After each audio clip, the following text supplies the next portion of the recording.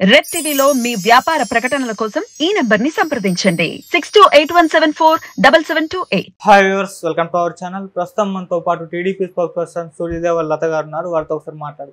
Madam నమస్కారం. Madam నమస్తే. Madam, ఈ టీడీపీకి అండ్ బీజేపీ యొక్క రాష్ట్ర నాయకత్వానికి మధ్య చిన్న కాన్ఫ్లిక్ట్ అయితే నడుస్తుంది అన్న కొన్ని వార్తలు అయితే వస్తున్నాయి. అంటే అటు పురంధరేశ్వరి గారు చంద్రబాబు గారి పైన, అటు మోడీ గారికి ఒక ఫిర్యాదు చేశారు. అంటే బీజేపీ అభ్యర్థుల్ని కూడా చంద్రబాబు గారు నిర్ణయిస్తున్నారు, వాళ్ళకి కావాల్సిన వ్యక్తుల్ని పెడుతున్నారు అన్నట్టుగా వార్త రావడం చూస్తాం. మరి దీంట్లో నిజం ఉందా? నిజంగా పురంధరేశ్వరి గారు ఫిర్యాదు చేస్తారా మేడం?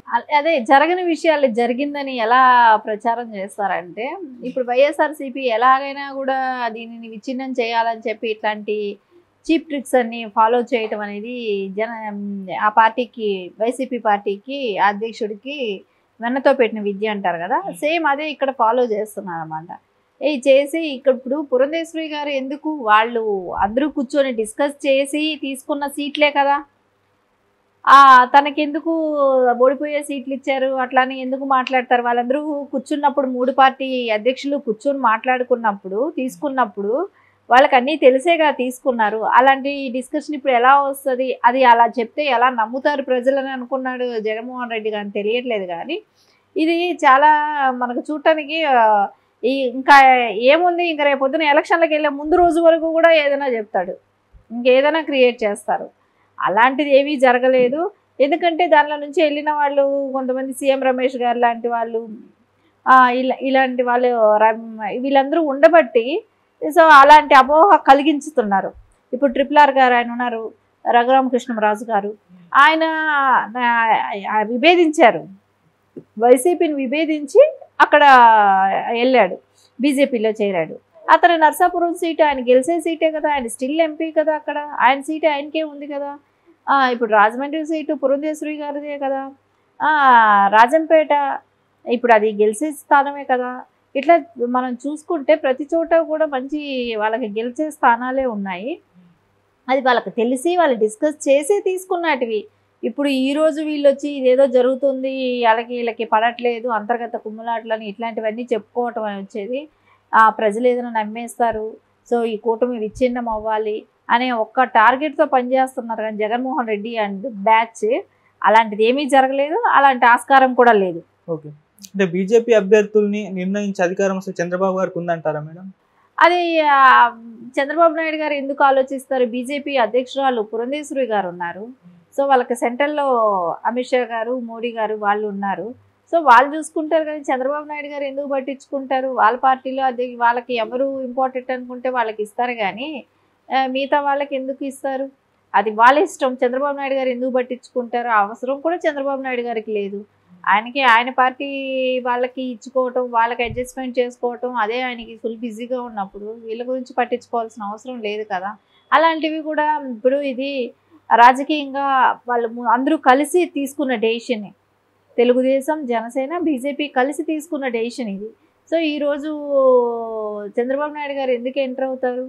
ఆయనకి తెలుసు కదా, ఆయన అట్లాంటివి ఏమీ జరగలేదమ్మా. కావాలని వీళ్ళందరూ కూడా ఏదో ఒకటి సృష్టించటం, సో దీని మూలాన ఎక్కడ విచ్ఛిన్నం అవుతుందని అల్ప సంతోషులు అనమాట. వీళ్ళు ఏదైనా జరిగిపోద్దేమో అన్నట్టు చిన్న వాటికి ఏదో పెద్ద ఇష్యూ అయినట్టు అలాంటి ప్రచారాలు చేస్తూ, ఫేక్ ప్రచారాలు చేస్తూ ఇలాంటి పబ్బో కలుపుకుంటున్నారా, కానీ ఇంకా వేరే ఆలోచన అయితే ఏమీ లేదు. ఓకే, అంటే మేడం ఇప్పుడు పొత్తులో ఉన్నారు కాబట్టి ఇప్పుడు బీజేపీకి ఇచ్చే స్థానాల్లో ఒకవేళ అభ్యర్థులు ఓడిపోయినా అది చంద్రబాబు గారికి నష్టం అయ్యే అవకాశం ఉంటుంది కదా, సో అలాంటప్పుడు ఇన్వాల్వ్ అయితే బాగుంటుంది కదా. కానీ అవన్నీ ముందే డిస్కషన్ అయిపోయినాయి కదా. అయిపోయిన విషయంలో ఇన్వాల్వ్ అవటం అనేది ఎంతవరకు కరెక్ట్ ఉంటుంది? ఉండదు కదా. సో వాళ్ళకి ఇచ్చిన సీట్లో వాళ్ళకి నచ్చిన అభ్యర్థిని వాళ్ళు పెట్టుకుంటారు. సో డెసిషన్ తీసుకోవటానికి తెలుగుదేశం పార్టీలో వాళ్ళకి అవకాశం ఉండదు కాబట్టి నారా చంద్రబాబు నాయుడు గారు కూడా అట్లాంటి డెసిషన్ ఏమీ తీసుకోరు కూడా. ఎందుకంటే ఆయన పార్టీ మీద ఉన్న నాయకులకి వాళ్ళకి సీట్ల అడ్జస్ట్మెంట్ వాళ్ళ గురించి పట్టించుకోవటానికే సరిపోతుంది, కానీ బీజేపీ వాళ్ళు ఎవరికి ఇచ్చారు ఏంటి? ఎందుకంటే బీజేపీ వాళ్ళకి కూడా ఆ బాధ వాళ్ళకి ఉంటుంది కదా. ఇప్పుడు వాళ్ళకి ఇంపార్టెంట్ సెంట్రల్లో సీట్లు అనేది ఒక ఎంపీ కూడా వాళ్ళు చాలా ప్రెస్టీజియస్గా తీసుకొని చేసుకోవాల్సిన టైం ఇది. అలాంటప్పుడు వాళ్ళకు కూడా ఎవరు గెలిచే వాళ్ళు ఎవరు, గెలవని వాళ్ళు ఎవరు అనేది వాళ్ళు చూసుకుంటారు కదా. వాళ్ళకి లోకల్లో ఎవరికి ఎంత బలం ఉంది ఏంటి అనేది వాళ్ళు అవగాహన చేసుకొని ఇస్తారు. సో దానిలో చంద్రబాబు నాయుడు గారు జోక్యం అనేది అట్లాంటివన్నీ ఏమీ కూడా లేవు. లేని వాటిని వీళ్ళు ఏదో ఉందని కల్పిస్తూ కొన్ని అపోహలు క్రియేట్ చేస్తున్నారు. ఓకే.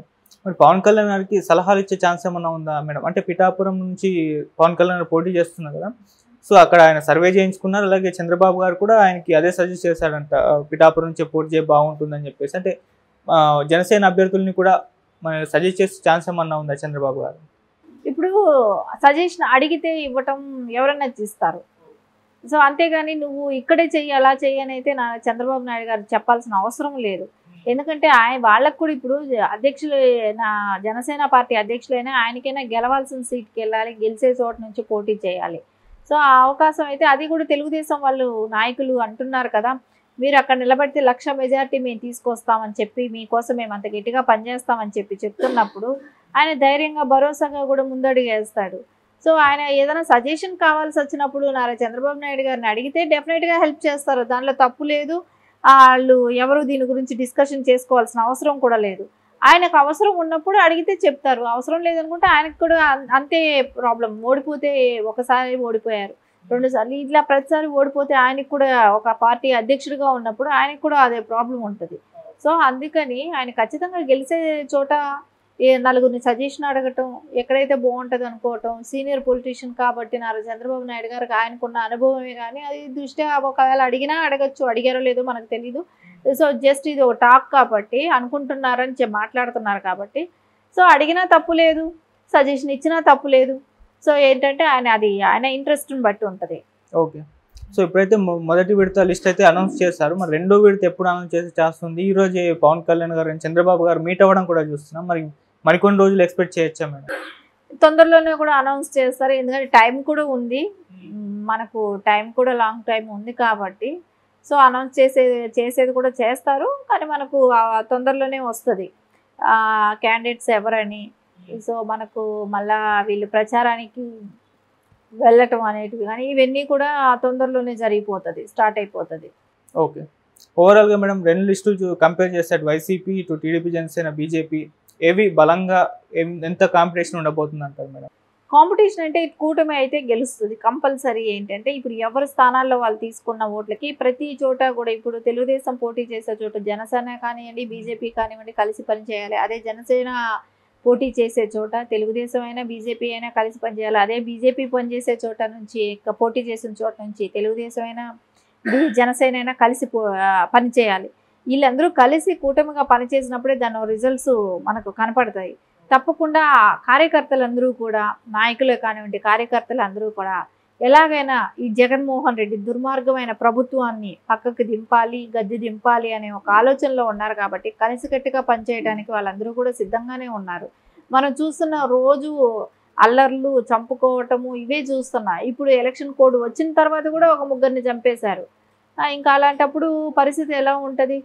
ఖచ్చితంగా వాళ్ళకందరికీ కూడా అనిపిస్తుంది కదా, కొంచెం నారా చంద్రబాబు నాయుడు గారు లాంటి వాళ్ళు ముఖ్యమంత్రి అయితే రాష్ట్రం ప్రశాంతంగా ఉంటుంది, ఇలాంటి ప్రాబ్లమ్స్ ఏమీ ఉండవనేది అనిపించినప్పుడు వాళ్ళు ఖచ్చితంగా అందరూ కలిసికట్టుగా పనిచేసి వాళ్ళు ఎదుర్కొన్న సమస్యలు కూడా వాళ్ళకి తెలుసు కాబట్టి, ఇప్పటి వరకు ఈ 5 ఏళ్ళు ఎదుర్కొన్న సమస్యలు కూడా వాళ్ళకి తెలుసు కాబట్టి ఖచ్చితంగా అందరూ కలిసికట్టుగా పనిచేస్తున్నారు. Okay madam, thank you so much.